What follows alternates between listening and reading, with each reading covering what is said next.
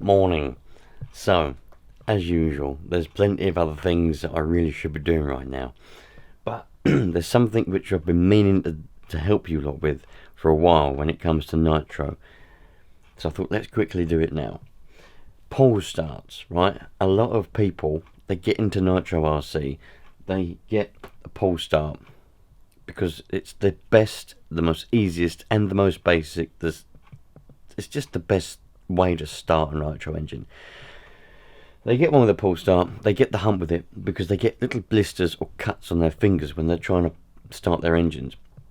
Part of that is due to inexperience, which of course you're not going to have if you're new to Nitro, but there is quite a lot of experienced Nitro people out there that I've seen that still, if they have a Pullstart, they still get the blisters on their fingers, and they just get the up and Pullstarts and go for a roto starts and other things. So you can have roto starts. I've got a couple of them sitting here. You put a battery in there, there's a shaft that comes out the end, you put a new backplate on your engine, and all you do is press a button and it turns your engine over for you. It eliminates the Pullstart. There's other methods. Traxxas, they've got the method where you put this one thing in the top there and that powers your glow plug as well as your starter motor. There's a little starter motor on the side. Some people have jerry-rigged, they've made up their own starting things where they've got buttons on the transmitter which then activates a starter motor at the same time as putting power down a little wire to the glow plug, and you start it from the transmitter. All very well fun and games, and that's what the hobby is. It's about tinkering and just experimenting and enjoying yourself. But when people say they can't use a Pullstart because of the cuts on their fingers, I just think to myself, no. Am I the only one that's worked this out?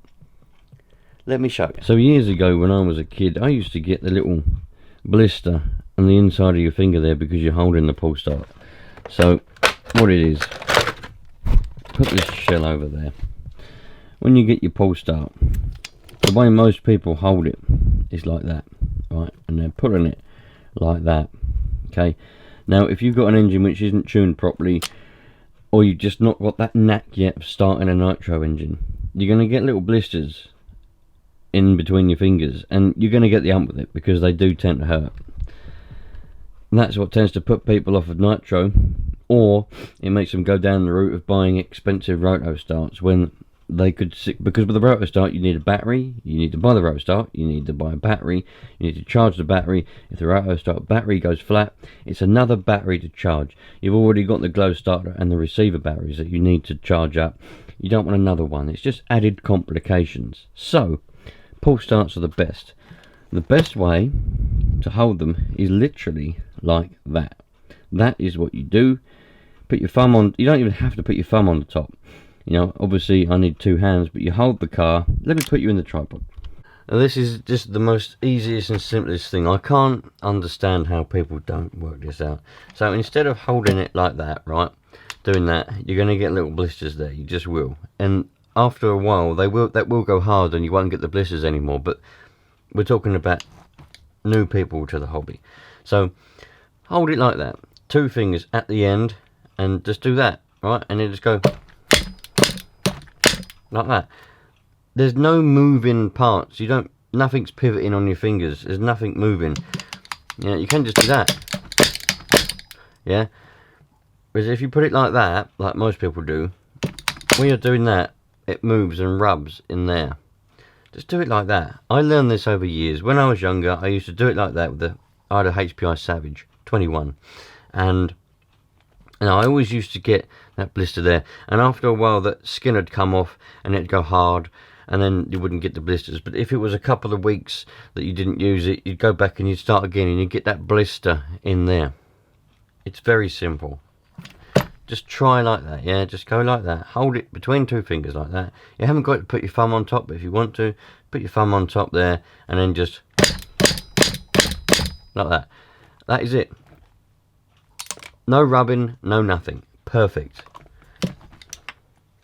So, hopefully now, you can see the light, and you realise that there's no need to fanny around. If you've got a Nitro car that you've just bought and it has a pull start, and you look at it and you think, oh, I don't want to do that, then blisters, I don't want the blisters, you can just skip all the blisters, do what I say. Things like that, to me, it's just sort of obvious.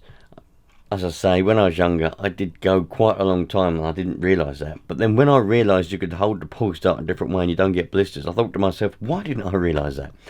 And nowadays, when I see or hear people go on about pull starts, oh, the blisters, and oh, they're annoying, I hate pull starts, we're going to go for an electric start, I think to myself, nah, just look outside the box and realise you can get around the little annoying blisters in your fingers. Once you've gone around that, because pain turns people off. Pain will turn you off. Once you've realised there is no pain in a pull start. Pull start is the best way of starting a Nitro engine. Starter boxes, you have to fanny around with them. They're heavy, cumbersome. You have to charge up more batteries, even more batteries that you've got to buy, which are expensive, and you have to charge every time. Roto starts, fairly cumbersome, slightly smaller than a starter box. But you have to charge up another battery, carry another thing with you. Same with the starter ones. Yeah, the starter motor is on the car. The Traxxas starting one thing that they've got. But again, another thing to carry, another thing to go wrong, another battery to go flat, another battery to buy. If you've gone down there are some cars that come with it as standard. They're quite rare. The starter thing with a button on the transmitter, but if you go down the route of making one yourself, yep, great, fun, brilliant. It's what the hobby's about, making stuff, you know, enjoying yourself, improving things that you want. That's what it's all about. But again, it is another thing to go wrong. You've got a little electric motor which can burn out, can go wrong. My brain, simple. Pull start, great. It can still snap. The string can snap. The spring can go bad. The one-way bearing. You're never going to eradicate everything that can break, because then you would have nothing. If you don't want anything to break, you'll have nothing. Simple as that. But yeah, cheaper than roto starts, cheaper than batteries, cheaper than... It's just the best. So, there we go. Hopefully I've helped you out if you're new to Nitro. If you're not new but you've still not mastered the pull start, try what I've just told you. You will realise that it is much better than holding it in between your fingers like that.